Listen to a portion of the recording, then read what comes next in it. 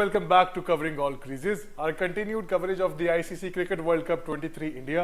मैं हूं आहत खान और मेरे साथ है मोमिन मुख्तार। आज हम बात करेंगे होस्ट टीम इंडिया का मुकाबला था अफगानिस्तान के साथ, जो कि बड़ा स्ट्रेट फॉरवर्डली इंडिया जीत गया है। मैच के स्कोर कार्ड पर नजर डालेंगे और देखेंगे कि इंडिया की आज की प्राउस के अंदर हमारा एनालिसिस क्या है। जी बिल्कुल, आज का मैच था Afghanistan versus India. We expected a good fight between these two sides, but it not ended that way. Afghanistan won the toss and chose to bat. They put 272 runs with a loss of 8 wickets, and India chased down in around 35 overs. They chased down with loss of 2 wickets. तो बड़ा straight forward सा मुकाबला था। ऐसा लग रहा था कि कोई अफगानिस्तानी टीम या अंडर 19 टीम जो है वो बिग गन्स इंडिया के साथ खेल रही है। एंड यूजुअली वर्ल्ड कप्स के अंदर और बायलैटरल सीरीज में भी इंडिया के साथ जब भी अफगानिस्तान खेलता है तो कोई बहुत तगड़ा मुकाबला हमें देखने को नहीं मिलता। अफगानिस्तान ने एज यूजुअल, सबसे पहले तो हम टॉस पे बात कर लेते हैं कि हमें ये बात समझ नहीं आ रही कि पास्ट रिकॉर्ड अभी तक के जो 9 मैचेस हो चुके हैं, 8 मैचेस, वो ये बताते हैं कि टॉस जीतकर पहले बारी लेना कभी भी किसी भी टीम के लिए फेवरेबल नहीं है, बिल्कुल भी नहीं। बट कल श्रीलंका ने भी टॉस जीतकर बारी ली और उन्होंने फिर वो बहुत मैसिव टोटल ऑफ 344 चेज करा लिया। और आज अफगानिस्तान ने भी, I think very silly mistake, I don't know what they guys think about, उन्होंने against the nature of the game आप जाते हैं, against the nature of environment आप जाते हैं, स्पेशली दिल्ली के अंदर तो सबसे ज्यादा ड्यू पड़ती है। आई एम नॉट श्योर कि ये टॉस जीतकर बैटिंग लेने का फैसला उन्होंने क्यों किया, मुझे भी समझ नहीं आ रहा। और इतना कॉन्फिडेंटली अगर वो बैटिंग चूज किया उन्होंने टॉस जीत के, तो वो बैटिंग करते हुए एक्सपेरिमेंटल नजर आ रहे थे। वो एक्सपेरिमेंट कर रहे थे कि हम इनिंग्स बिल्ड करने पे जाएं, अपनी नेचुरल गेम नहीं करना चाह रहे थे। स्पेशली उनके ओपनर्स ही फायर पावर है उनके स्टार्ट में, जो उनके नीचे वो पुश करते हैं। उनकी एक अच्छी स्क्वाड है, हमने वर्ल्ड कप से पहले डिस्कस किया था कि अफगानिस्तान की बड़ी अच्छी स्क्वाड है इस वर्ल्ड कप के लिए, बट उनके ओपनर्स भी डर डर के खेल रहे थे, अटैक नहीं कर रहे थे, ना बुमराह को ना सिराज को, बॉल इतना स्विंग भी नहीं हो रहा था, हो ही नहीं रहा था। बुमराह ने सिर्फ थोड़ी सी लाइन लेंथ अपनी कंसिस्टेंट रखी है, गुरबाज वहीं पे आउट हुए हैं। उसके बाद उनके 73 फॉर 3 आउट हो गए थे। उसके बाद उनके कैप्टन आए और उनके ऑलराउंडर जो थे उनके साथ पार्टनरशिप बनाई 121 रन की, तो इनिंग्स थोड़ी सी बिल्ड हुई। तो वही वाली बात है, अफगानिस्तान इस खौफ से था कि हम चेस पे जाएंगे तो हम कोलैप्स कर जाएंगे, हमें इनिंग्स बिल्ड करने पे जाना चाहिए कि हर प्लेयर अपना फेज में अपना पार्ट प्ले करे, बट हो नहीं सका। वही बात हुई कि 273 रन करें या 300 रन स्कोर करें, उनकी एक ही पार्टनरशिप लगती है, या ऊपर से या नीचे से। इसी बिल्डअप के चक्कर में उन्होंने बैटिंग फर्स्ट की कि अब जरा प्रेशर नहीं रहेगा, हम अच्छा स्कोर लगा देंगे बोर्ड पे, बट हर जगह एक्सपेरिमेंटिंग लग रहे थे, ना कहीं अटैक कर रहे थे। लास्ट 10 ओवर्स में भी अटैक नहीं कर सके। नबी आए, 19 बॉल खेल के गए, 10-12 रन करके आउट हो गए। तो ओवरऑल अफगानिस्तान से एक अच्छी परफॉर्मेंस देखने को नहीं मिली। थोड़ा सा मैं आपको करेक्ट करूंगा यहाँ पर। मेरा ख्याल है कि जो टीम बैटिंग फर्स्ट कर रही होती है उसके ऊपर प्रेशर ज्यादा होता है कि अगर आप देखें कि आप 350 करके भी सेफ नहीं है, आपको ये बात गेज करना कि इस विकेट पे कितना स्कोर वर्केबल होगा। अगर कल श्रीलंका ने 344 किया तो मेरा ख्याल है मेंटली वो मैच जीते होंगे फर्स्ट इनिंग्स के बाद कि हमने बहुत टोटल कर दी है, वो चेज हो गया। साउथ अफ्रीका भी 429 करने के बाद कंप्लीटली सेफ नहीं था, श्रीलंका बहुत करीब आ गया था। तो ये बात ये है कि मेरा ख्याल है बैटिंग फर्स्ट वाली जो टीम है उसके ऊपर ज्यादा प्रेशर है कि क्या बोर्ड पे रन इस विकेट के ऊपर सूटेबल कितने हैं। देखिए, मेरा कहने का मकसद ये था कि जो भी कैप्टन एक डिसीजन लेता है वो अपनी टीम की स्ट्रेंथ्स पे लेता है। जो अफगानिस्तान के कैप्टन थे उन्होंने अपनी स्ट्रेंथ की बेस पे और जो वो अपनी टीम बिल्ड करना था उसकी बेस पे बैटिंग ली, बट जिस वजह से उन्होंने बैटिंग ली वो रिफ्लेक्ट नहीं हो सकी उनकी बैटिंग में। मेरा सिर्फ ये पॉइंट है, आप जैसे फॉर एग्जांपल कल के मैच में चेज हुआ 345, लेकिन श्रीलंका ने टॉस जीत के बैटिंग ली। वो अपेरेंटली उनको लगा कि we took the right decision to bat first, but वो चेज हो गया। मेरा यहाँ पे तो वो भी चीज मिसिंग थी कि अफगानिस्तान ने टॉस जीत लिया और रिफ्लेक्ट ही नहीं हो रही थी कि यार हमने शायद सही फैसला लिया भी है कि नहीं लिया। लेकिन और पिच पे नजर आ रहा था। तो देखे ना कि मूविंग इन द टूर्नामेंट, अगर हम श्रीलंका की बात करें थोड़े से ब्रीफली टच करेंगे कि श्रीलंका को तो अब ये भी लगेगा कि शायद अगर हम 350 भी कर रहे हैं तो वो भी सेफ नहीं है। तो स्ट्रेंथ्स की बात नहीं है, मेरा ख्याल है कि नेचर ऑफ द गेम पे जाना चाहिए। अगर एनवायरनमेंट आपको सपोर्ट नहीं कर रहा, आपको कभी भी बैटिंग फर्स्ट नहीं करनी चाहिए। मोस्ट इंपॉर्टेंटली जब आपके पास स्पिनर्स ऐसे हैं कि अगर बॉल का सेम गीला हो जाएगा तो वो बिल्कुल इनइफेक्टिव है। बिल्कुल आप ऐसे ही है। बेस तो अपनी उसकी मुजीबुर रहमान की और राशिद खान की बॉलिंग पे कर रहे हैं ना, तो द पॉइंट इज कि अगर पहली इनिंग्स में बॉल इतना टर्न नहीं किया कुलदीप वगैरह का, तो सेकंड इनिंग्स में तो बिल्कुल न्यूट्रलाइज्ड है, इन बॉलर्स का तो कुछ नहीं हो बिल्कुल सकता। ऐसे ही है उनके पास। अगर मैं बात करूं तो प्रॉपर स्पिनर जो है वो राशिद ही हैं, और आज भी ड्यू के होने के बावजूद उन्होंने ही एज अ जो दो आउट किए उन्होंने किए। दो उन्होंने आउट किए, और एज अ स्पिनर वही थे। जब बॉल नहीं फेरेगा मुजीब भी इतना इफेक्टिव नहीं होगा, वो एक लाइक मीडियम पेस बॉलर होगा जो छोटे रनअप से आपको बॉल कर रहा है, और उनके जो दूसरे स्पिनर है वो भी इस तरह लगेंगे। एक प्रॉपर उनके पास सिर्फ राशिद खान ही स्पिनर है जो इन कंडीशंस पे भी कैपिटलाइज कर सकते हैं अपनी टैलेंट को। तो थोड़ा सा स्कोर कार्ड पे नजर डालते हैं अफगानिस्तान का। अफगानिस्तान से मेजर जो उनके दोनों ओपनर्स हैं गुरबाज और इब्राहिम जादरान, उनकी तरफ से कोई खास परफॉर्मेंस आई नहीं आज के मैच में। इवेंचुअली जब आप इंडिया के अगेंस्ट बैटिंग फर्स्ट कर रहे हैं दिल्ली के पिच पे, एनीथिंग अंडर 325 मेरा ख्याल है आप सेफ नहीं है, आपका जैसा मर्जी बॉलिंग अटैक है। तो गुरबाज और जादरान दोनों मिड 70s के स्ट्राइक रेट से खेल रहे थे। 21-22 ऑड रन दोनों ने बनाए और दोनों आउट हो गए हैं। बिल्कुल उनका कोई इंटेंट शो नहीं हुआ कि कुछ करने आए हैं वो आज के मैच में। All I think praise goes to Bumrah, जिन्होंने बड़ी स्ट्रिक्ट लाइन लेंथ पे बॉलिंग की है। सिराज को आज मार पड़ी है, बट बुमराह बहुत स्ट्रिक्ट बॉलिंग कर रहे थे, उसकी वजह से प्रेशर भी जनरेट हो रहा था। और फिर हार्दिक पांड्या ने एक शॉर्ट बॉल के ऊपर, जो कि थोड़ा आई थिंक थोड़ी सी मिस हिट हो गई थी, ऑलमोस्ट ठाकुर ने बहुत अच्छा कैच पकड़ा। Happy birthday to Hardik Pandya. Ibrahim Zadran को बहुत अच्छा बॉल कराया बुमराह ने, जिस पे वो आउट हुए। इनिंग्स को संभालने जो थे उनके कैप्टन अजमतुल्ला शहीदी और अजमतुल्ला उमर ज़ैया, उन्होंने 80 रन और 62 रन आइदर वे दोनों ने किए हैं, जो कि एक मैच स्टेबलाइजेशन इनिंग्स होती है। बट द पॉइंट इज कि अफगानिस्तान टीम ये दो, अब आपके साथ होता क्या है इस वर्ल्ड कप में मैंने देखा है, आपके दो बैट्समैन अगर मिनिमम 100 रन के करीब करीब स्कोर करें, तो उसके बाद आपके जो 15 के बाद के बैट्समैन आते हैं उनके पास I think licence to go an attack होता, जो कि ना नबी ने किया और ना नजीबुल्लाह जादरान ने किया। उसके बाद राशिद खान ने थोड़ी सी झलक दिखाई, बट आप उनसे कितना को एक्सपेक्ट कर लेते हो। बट ओवर इन ऑल मेरा ख्याल है बहुत ही मीडियोकर परफॉर्मेंस थी अफगानिस्तान की तरफ से। को बहुत आउट क्लास बॉलिंग इंडिया की तरफ से नहीं हो रही थी, बट जसप्रीत बुमराह ने 4 आउट किए, 39 रन दिए 10 ओवरों में।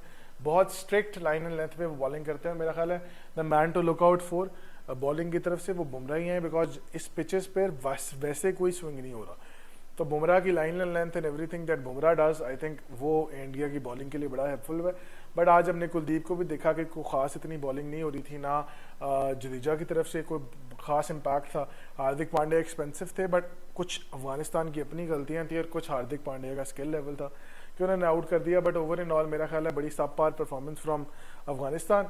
मैं एक चीज़ ऐड करना चाहूँगा कि बुमराह आफ्टर इंजरी 7 मैचेस खेल चुके हैं और 14 विकेट्स ले चुके हैं, और with an economy of 4.36 if I am not wrong. तो आफ्टर इंजरी ये बहुत इम्प्रेसिव स्टार्ट है। इंडिया के लिए बहुत इम्प्रेसिव है, एज एन उनका स्ट्राइक बॉलर है। जितने भी अपकमिंग मैचेस हैं जो बड़ी टीम में वो खेलेंगे, तो Bumrah is the man to look for. Majorly यही है कि बुमराह के साथ ही वो अटैक फॉरवर्ड करेंगे, और वही उनका सबसे बड़ा I think x factor in terms of bowling. Batting में आ जाते हैं, देन अगेन बहुत एक्सपेक्टेड था कि 272 अंडर द लाइट्स चेज करना इंडिया के लिए बिल्कुल मुश्किल नहीं होगा, बट इतना आसान होगा कि वो मेरा ख्याल है रोहित शर्मा ये भूल गए थे कि T20 नहीं हो रहा, वनडे हो रहा है। बिल्कुल ऐसे ही है। उन्होंने 26 पे 50 किए उन्होंने, ऑल ओवर द ग्राउंड उन्होंने शॉट्स मारी हैं, एक्सीलेंट शॉट्स, एक्सिक्यूटेड, एफर्टलेस भी लग रही थी बहुत ज्यादा। वो ऐसे करके कवर से छक्का दे रहे थे, ऐसे ही है, ठीक है, बहुत अच्छी शॉट्स। जो मर्जी आप उनको करा लो, उनके पास हर सवाल का जवाब था। फरूकी ने उनको ओवर द विकेट भी कराया, अराउंड द विकेट भी कराया, नजीब ने बॉल टर्न भी करने की कोशिश की, स्विंग भी करने की कोशिश की, नथिंग वाज इफेक्टिव, बिकॉज रात को ड्यू पड़ती है, पिच सीधा हो जाता है। और जब आप इंडिया की गेम्स खेल रहे हो, आप उनको प्रेशर कर सकते हो 340-50 लगाकर, फिर आप उनको थोड़ा सा प्रेशर दे सकते हो और ऊपर से अच्छी बॉलिंग करके। जब आपने अंडर 300 स्कोर बोर्ड पे लगाया हुआ है, तो I don't think Indian batting किसी भी हद तक, चाहे आप रोहित शर्मा को भी ऊपर आउट कर लो, ईशान किशन को भी कर लो, इवन विराट कोहली को भी कर लो, ये स्कोर उनके लिए कोई मुश्किल नहीं है। वही हुआ, रोहित शर्मा ने 131 रन की 84 बॉल्स पर, जिसमें उन्होंने 5 छक्के मारे और 16 चौके मारे। बहुत बड़ी इनिंग्स है 115 के स्ट्राइक रेट से। 16 चौके देखते हुए मुझे लग रहा था शायद मैं गलत पढ़ रहा हूँ, बट उन्होंने 16 चौके मारे। पता चलता है कि वो कितने एफर्टलेस खेल रहे थे। ईशान किशन ने रना बॉल किया 47, जो कि जाहिर सी बात है आप। और रोहित शर्मा मेरे ख्याल से इंडियन के पहले बैट्समैन बन गए हैं जिन्होंने 7 सेंचुरीज मारी हुई हैं as an Indian batsman World Cup campaign. तो रोहित शर्मा के सबसे ज्यादा छक्के भी हैं वनडे, सबसे ज्यादा छक्के भी हैं ठीक वनडे है, में। वो हो गए हैं क्योंकि वो बहुत ज्यादा फॉर्म में है और बहुत एफर्टलेस लग रहे हैं। अगर आपने रोहित शर्मा को आउट करना तो आपके पहले 5 ओवर है। उसके बाद ईशान किशन की रन बॉल इनिंग्स थी, बहुत इंप्रेसिव नहीं थी, बट जिस तरह का टारगेट था और जिस तरह रोहित शर्मा खेल रहे थे उनका काम बस यही था कि उनको स्ट्राइक दे दो। विराट कोहली आए, उन्होंने 55 किया, 56 बॉल्स पे 98.21 का स्ट्राइक रेट है। स्टेट सेट था ठीक उनके है, लिए। उन्होंने मैच फिनिश करना था सिर्फ, वो नॉट आउट विराट रहे। जैसे प्लेयर के लिए स्टेट सेट था। आई थिंक विराट जैसे कह ले, वो विराट कोहली की जगह अगर यहाँ पर शार्दुल ठाकुर भी खेलने आते ना तीसरे नंबर पर तो इंडिया मैच जीत गया होता। बहुत ऑर्डिनरी बॉलिंग थी अफगानिस्तान की तरफ से, कोई लाइन नहीं थी, बहुत प्रेशर ले चुके हुए थे। स्टार्ट के 5-6 ओवरों में जब उनको मार पड़ना शुरू हुई वो वहीं से ही डाउन हो गए थे कि बहुत ज्यादा अटैक हो रहा है, लाइन उनकी सारी खराब हो गई हुई थी। देखिए वरना ये होता है कि 50 ओवर फॉर्मेट है, मैच लंबा होता है, अगर आपको एक फेज में मार पड़ी तो आप कवर कर सकते हैं वापस।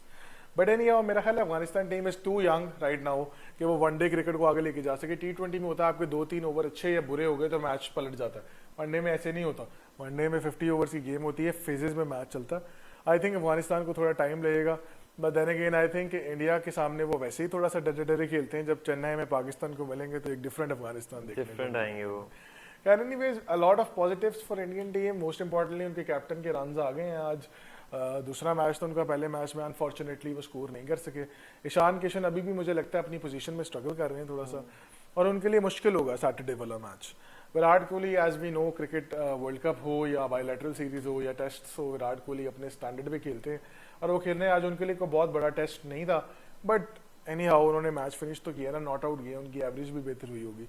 श्रेयस अय्यर का टेस्ट आज नहीं हो सका, ठीक है, उनको क्योंकि इतने रन नहीं मिले, बट सैटरडे को आ रहा है बड़ा मैच है, श्रेयस अय्यर भी टेस्ट हो जाएंगे। उसके बाद नीचे भी तो देखें उनके पास KL राहुल भी है, हार्दिक पांड्या भी, शार्दुल ठाकुर भी है, they have a lot of batting options, Jadeja भी हैं। तो आई थिंक इंडियन टीम के लिए पॉजिटिव्स हैं, जहां से रन नहीं आए थे पहले मैच में वहां से रन आ गए हैं।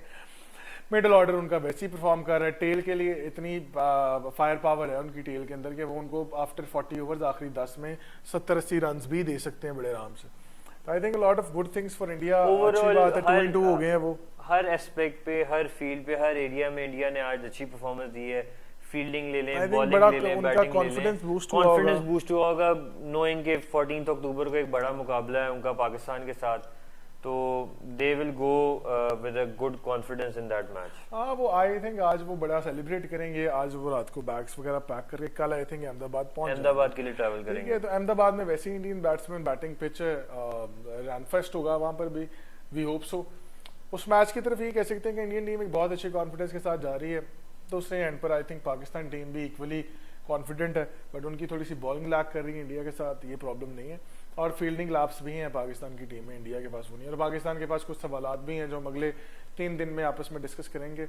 तो मेरा ख्याल है 2-2 हो गया इंडिया आज। उनका स्ट्राइक रेट भी बहुत, नेट रन रेट बहुत बेहतर हुआ, स्कोर कार्ड सेकंड पे आ गए ऑन द टेबल और पाकिस्तान थर्ड पे।